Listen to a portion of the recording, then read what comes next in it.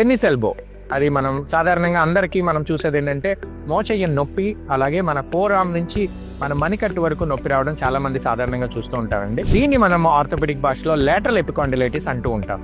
So ముఖ్యంగా మనం గమనించేది ఏంటంటే చాలా మంది ఏదైతే ట్విస్టింగ్ యాక్టివిటీస్ అంటే మన రోజు హౌస్ హోల్డ్ వర్క్లో కానీ డోర్స్ ఓపెన్ చేసేది కానీ, మనకి ఏమైనా జార్స్ ఓపెన్ చేయడం కానీ, అలాగే కార్పెంటరీ వర్క్ కానీ ఏదైనా సరే మన యొక్క మణికట్టు ట్విస్టింగ్ ఇంజురీ చేయడం వల్ల కానీ, అలాగే వెయిట్స్ ఎత్తడం లాంటి యాక్టివిటీస్ చేయడం వల్ల మన యొక్క ఈ ఎక్స్టెన్సర్ ఆరిజిన్ మజిల్స్ స్ట్రెయిన్ అయ్యి మనకి నొప్పి రావడం జరుగుతుందండి. సో దీన్ని మనం టెన్నిస్ ఎల్బో అంటూ చూస్తాం. ముఖ్యంగా గమనించాల్సింది ఏంటంటే వీళ్ళల్లోని మనకి షుగర్ కానీ, థైరాయిడ్ కానీ అలా వేరే ఏదైనా ప్రాబ్లమ్స్ ఉన్న వాళ్ళలో ఇది ఎక్కువగా గమనిస్తూ ఉంటాం.